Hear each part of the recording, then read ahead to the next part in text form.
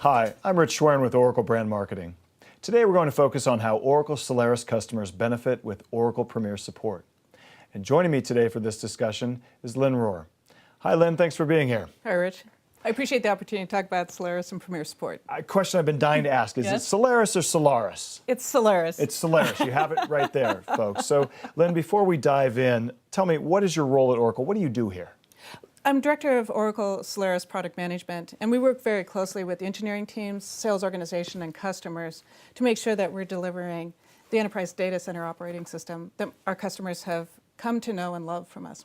Good. You know, we were talking earlier about how Oracle helps customers get ahead and stay ahead. And in that regard, we're unique in the industry. We have lifetime support. Could you tell us, what is lifetime support? What are its stages, and how does that apply to Solaris customers? Okay, great.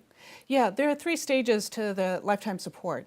The first one, Premier support, is minimum of 10 years after we release the operating system, which is a pretty healthy period of time for folks.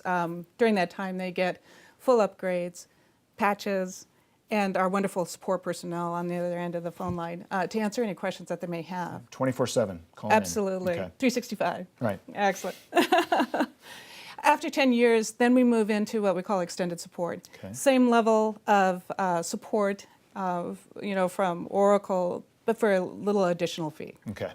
And then the third stage is really our sustaining phase, where you have access to all the wonderful support knowledge articles, as well as our folks on the phone, and any existing patches or maintenance updates for the operating system. Okay.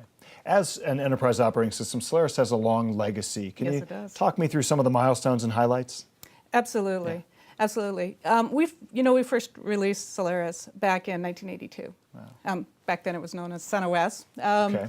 But some put a lot of investment into Solaris to bring forward performance. We're well known for our performance capabilities as well as scalability. Spent a lot of time getting Solaris to scale to very large systems, as well as horizontally to many systems. Sure. Solaris 10 really represented kind of a revolutionary operating system release for the entire industry, frankly. It featured built-in virtualization with Solaris containers, predictive self-healing to make sure that the system didn't go offline when there was a failing hardware component. We also introduced dynamic tracing, or dtrace, which took a look about how the application was interacting with the operating system. So we were able to figure out real quickly if there was a performance issue or bottleneck. We sped up several applications in the matter of hours. Or else taking a look at the overall configuration of the operating system in case there were some issues about how the deployment was set up. In addition to that, we introduced CFS, which is really the industry's leading file system and data management subsystem. Oracle bought us in 2010 and started providing more investment into the Solaris engineering teams. So we've grown about 30% in our core Solaris engineering team, which is great. Yeah. We introduced Solaris 11, which is our first Solaris operating system release under the Oracle banner. And the tagline on Oracle Solaris 11 is the first cloud OS. Wait, first cloud OS, what does that mean? What exactly do you mean by that? Yeah, exactly. Yeah. We sometimes get that question. So we introduced, as I mentioned, server virtualization with Solaris 10.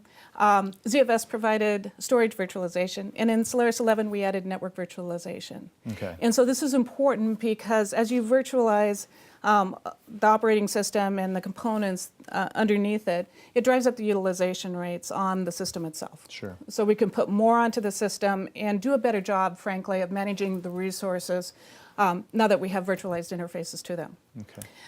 The other aspect about Solaris 11 is that we rethought how folks maintain the overall life cycle of the system as it's deployed in the data center. So we introduced a new packaging system so that we can more rapidly install and then update the software that's on the system. Great. So we talked about milestones in history, Oracle's ongoing investments. Now let's shift and talk about the data center evolution. What's happening in data centers and how does Solaris relate to that? Okay, great. That's a great question. You know, if you go back to the early 2000s, what most folks did with their deployments was they dedicated a server to a specific application, or maybe 2 or 3 applications.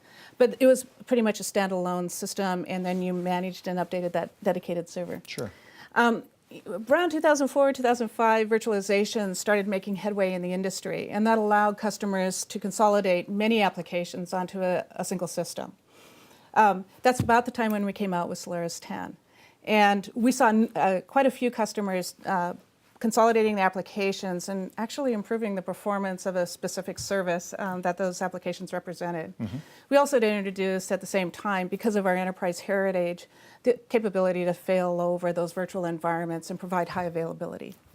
Now that customers are used to virtualized environments, they're realizing that this makes a great platform for business-critical cloud deployments. And really what cloud means to a lot of our customers is that they can rapidly deploy new services and get them online very quickly. You know, it used to be that you would take months to roll out a new service. Now we're talking about weeks, especially in today's world of social media and high-touch interactions. Sure.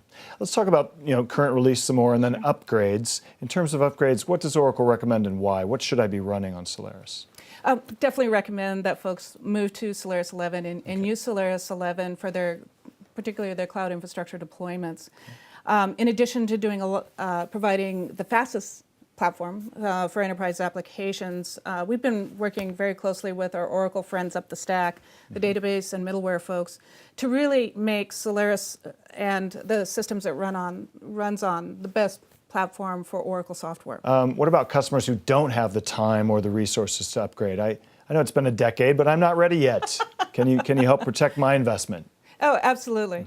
Okay. Solaris has the industry's most robust binary compatibility guarantee, which means that applications that were written as far back as 1997 will just run on today's Solaris 11 operating system environment and the latest, greatest servers.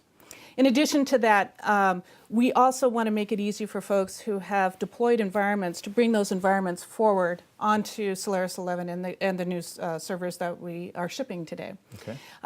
In fact, this built-in virtualization capability that we have with Solaris 11 allows us to actually bring forward and run 4 generations of Solaris on a single piece of hardware. Great. Really phenomenal. Great. So great innovations, great support. What other benefits do Solaris customers have being part of the Oracle family? You talked about up the stack, down the stack. Absolutely. Yeah. So there's been a lot of co-engineering work. This is one of the exciting things. Being a former Sun person and coming to Oracle is the ability to talk to and work with the Oracle application folks, middleware, as well as database teams. A lot of good stuff happening there. You'll see features running Oracle software on Solaris that you won't see with any other platform. So that's kind of exciting. Going down the stack, we just introduced a bunch of new servers at the end of March, the T5 and M5 series. We already have 17 world record benchmarks. Yeah, the world's fastest microprocessor. Absolutely, absolutely. Sure. And the operating system, has a small amount to do with that performance as well. Good. But that's one of the things that's really interesting about Oracle, right? Is that our operating system folks get to work with the silicon designers, right? As well as the server teams to really take advantage of the collaboration between the operating system and the underlying hardware to deliver the performance that we're seeing. And in the future, we're looking at things like software and silicon, which are really industry-changing capabilities. Good. So a lot of innovative features in Solaris. Absolutely. What does Oracle Premier Support have to do with that? How does that fit in? Okay. We actually, as I mentioned earlier, we have wonderful offerings and Oracle support to help folks who are taking a look at moving their environments to the latest, greatest hardware or software, operating system software that we provide. Let's start with consulting services. So if you have a specific need, what we can do is come in with consulting services, for example, with our application migration factory, and help you get those applications onto the latest operating system release. So that's great. If you have a more extensive initiative that you're taking on and you need a full-blown architecture as well as help getting to that architecture and planning it and deploying it, we have advanced customer support services that really can engage. And these are deeply technical folks who can help folks move their environments forward. Okay. Finally, we have a wonderful curriculum for Solaris through Oracle University. So you can go get the latest, greatest system administration training as well as certifications. in Solaris System Administration. So we highly recommend that, of course, to all of our customers. All of this is backed 24/7 Good. by 365 by our Premier Support offering, as I mentioned, really great support and service for Oracle Solaris. I do want to add just one more thing. Is just in January of this year, we introduced Cloud Infrastructure Services, where if folks want some help moving quickly to a cloud infrastructure environment based on Solaris, they can take advantage of this Cloud Infrastructure Services, where we place engineered systems into your data center, and then for a monthly fee, we can help you get started and start deploying cloud infrastructure today. All right, real good. I know there's a lot more to cover, but we're out of time. Before we go, let me ask for the Solaris customers out there, how can they get more information and stay connected? Okay. Yeah. I think the one place I'd like to recommend that folks start is the Oracle Technical Network. On OTN, we have this extensive Solaris infrastructure website that'll provide you the latest technical information as well as training information and pointers to service information, so that goes into much more detail about how we can help folks with their deployments. Good. On the Premier Support side, we'd like to encourage folks to go to My Oracle Support, and there's a landing page where you can get more information on all of these services we talked about today. Real good. Thanks so much, Lynn. And thank you everyone there for watching.